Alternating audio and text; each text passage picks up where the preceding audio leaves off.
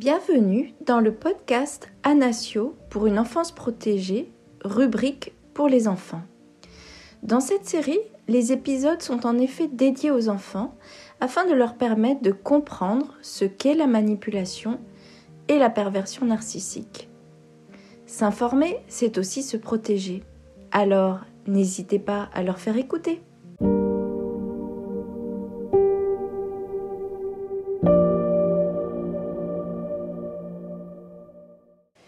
Dans le précédent podcast, j'ai expliqué ce qu'on appelle le pervers narcissique. Aujourd'hui, je vais t'aider à découvrir les 7 caractéristiques pour t'aider à les reconnaître. Déjà, pour commencer, il faut savoir que ce qu'on appelle le pervers narcissique peut être aussi bien un garçon ou une fille, un homme ou une femme. Mais pour simplifier, je vais dire « il ». Alors, il y a 7 caractéristiques pour les reconnaître. 7 caractéristiques principales. La première, c'est qu'il te fait culpabiliser pour tout. C'est-à-dire qu'avec lui, tu te sens coupable de tout. La deuxième, c'est qu'il ne prend jamais la responsabilité des choses. C'est-à-dire que c'est toujours de ta faute ou de celle de quelqu'un d'autre. La troisième, c'est qu'il appuie sur tes faiblesses pour te faire sentir mal, pour te juger et pour te rabaisser. La quatrième, c'est qu'il se fait tout le temps passer pour victime, pour qu'on le plaigne. La cinquième, c'est que, avec lui, c'est lui qui a toujours raison. La sixième, il ment la plupart du temps. Et la septième, c'est qu'il manipule beaucoup et il n'est jamais très clair. Quand il est pris en faute, c'est celui qui change tout le temps de sujet ou qui renvoie l'accusation sur toi. Ou bien c'est celui qui dit tout et son contraire pour embrouiller les pistes.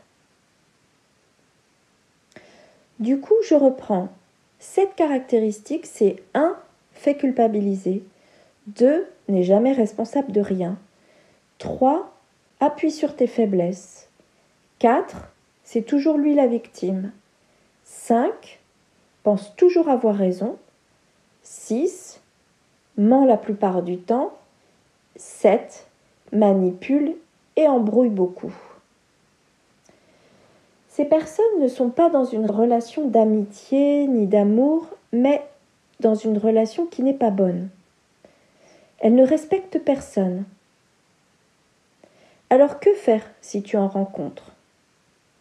C'est bien de les ignorer. C'est bien de les fuir.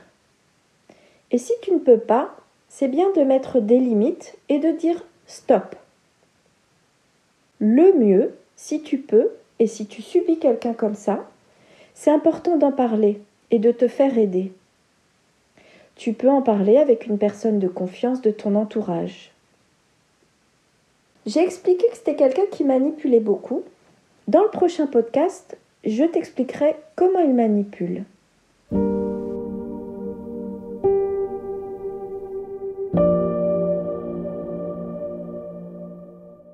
Merci pour ton écoute. N'hésite pas à liker, à t'abonner et à partager si toi aussi tu penses que cela peut aider d'autres personnes. À bientôt!